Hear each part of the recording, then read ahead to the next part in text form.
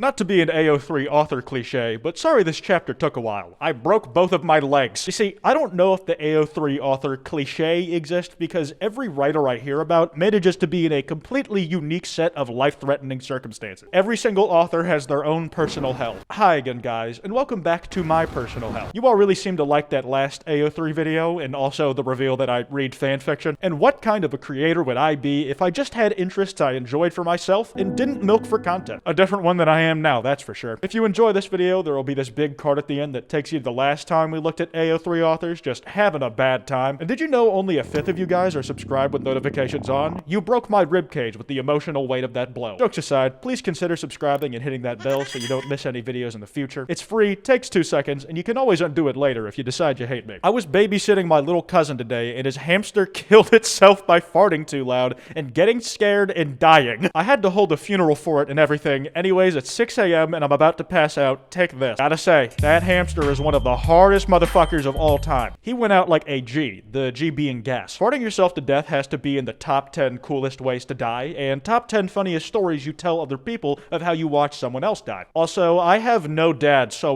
depictions of fatherly love may be inaccurate. Self-report. Talk about fatherless behavior. God, kill me. Listen, if I were you, I wouldn't feel too bad about not knowing what fatherly love looks like just because you don't have one. Plenty of people whose dads are in their lives don't know what their love is like either. Sorry this is a day late. Life threw me out a window this weekend, but I'm good now. I highly doubt you're good. You literally post an archive of our own. Also, do we mean threw you out a window in like a metaphorical way, or do you mean somebody named Life literally chucked you through a glass pane? Considering the group of people we're talking about, I feel like it's a fair question. This is not the most dangerous thing I've heard you fellas get up to. Okay, so I got put on mood stabilizers and stopped being obsessed with SKZ for a bit, but now I'm on a lower dose, so here you go. That's one of the funniest fucking things I've ever read. Hey guys, I was working on improving my mental health, and it worked so much I just stopped needing to write this shit. I wonder if that says anything about me. Anyways, I stopped doing it and I'm back now. Reading this was like looking into a mirror if a mirror reflected words inside of my brain instead of, you know, just me. Something we didn't get to look at last time were absolutely insane batshit tags you see on random fanfictions. It might deserve its own video, honestly.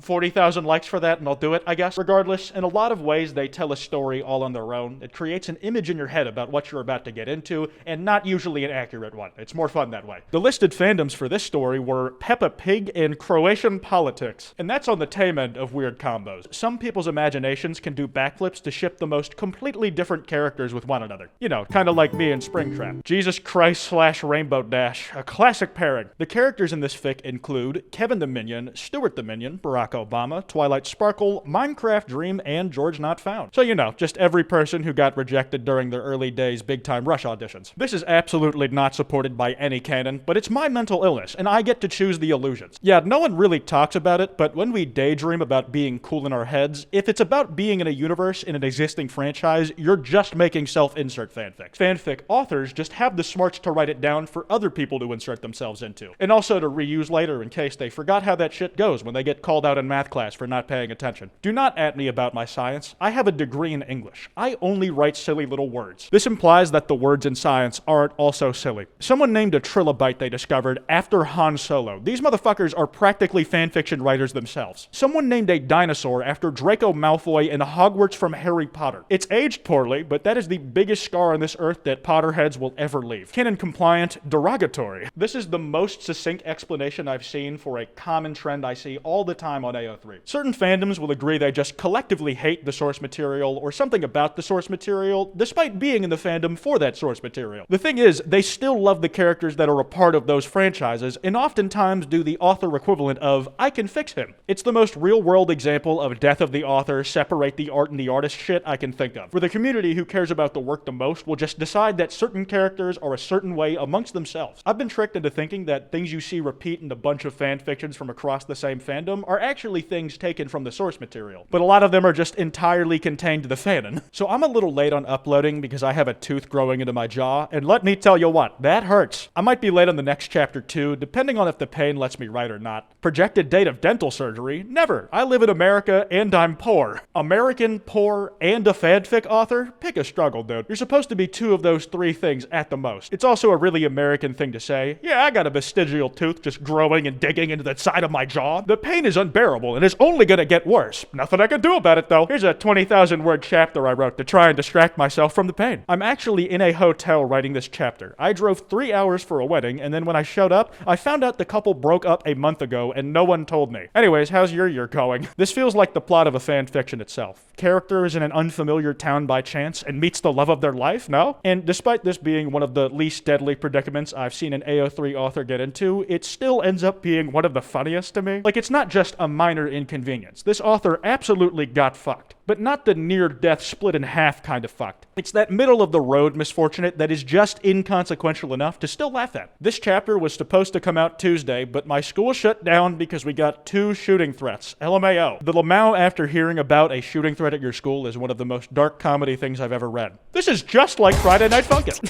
Fuck. Oh, that's the dumbest thing I've ever wrote. I have a lot of extra time, so here you go, babes. Enjoy some fluff. Plot will come next chapter. See, I had this when I was in school, too. Sometimes the school would call out to all the parents that we had off for a snow day, and then I got to stay home and play COD Zombies all day with all my friends. It's good to hear that getting excited for surprise days off to yourself continues with today's kids in the form of school shooting threats. Hi, darling. Sorry about the delay. I was in the hospital for a couple days from food poisoning. Lol. Fuck Pizza Hut. I wrote 90% of this while sick as fuck, so apologies if the quality isn't top-notch. You know what they say, the best art is born from pain, and I think that's a load of horseshit because I'm always in pain and I'm still fuck-ass bad at drawing. Trust me, I've tried a lot. I've been having like weird heart palpitations and my blood sugar dropped this morning. I thought about setting up a doctor's appointment, but I took a nap and wrote this instead. Time does heal all wounds, they say. It just depends if you count dying as a remedy. Those doctors you didn't end up seeing may not like that train of thought very much, so probably don't listen to me on this one. God's first mistake was giving me free will. His second? A body. I love the idea that God just had a different option. Yeah, God really fucked up on this one. He could have limited my ability to make the world a worse place by making me a cloud of sentient gas. Huge mistake on his part, and he's gonna regret it. As far as I know, I'm the only thing without an actual body. You know, floating hoodie, sentient and a piece of clothing, all that stuff. Sorry it took me so long to post. I was in a mental hospital. Anyways, have some smut. That's some of the worst imagery I've ever had in my life. You just get committed to a mental asylum and you're absolutely hankering for a wank. Just bricked up in the asylum and you can't wait to get home so you can write some porn. Hi, I bit my phone as a joke, but actually cracked the screen and maybe accidentally swallowed glass. But it's fine, probably. Anyways, here's a new chapter. Damn, those are some dentures you got on you. Bite force of a shark in that jawline. Again, these posts worry me so much because I can't immediately assume that the shards of glass in the author's throat is what stopped them from writing. Because honestly, I don't think it would stop them. It's more likely that they wrote fanfiction on their phone and didn't have anything to write on after voring that phone. Next chapter, they gonna fuck. I swear, all the auteur level writing I find in fanfic that builds tension and anxiety, unlike anything I've ever read before, can be absolutely atomized by an author's note. The writer will include expert foreshadowing and leave off on a cliffhanger on what's gonna happen next chapter that has me shaking in my boots, sometimes just to tell you exactly what the hell is coming next in the chapter's endnotes. It's like, no, I want you to blue mold me here. Keep me edging.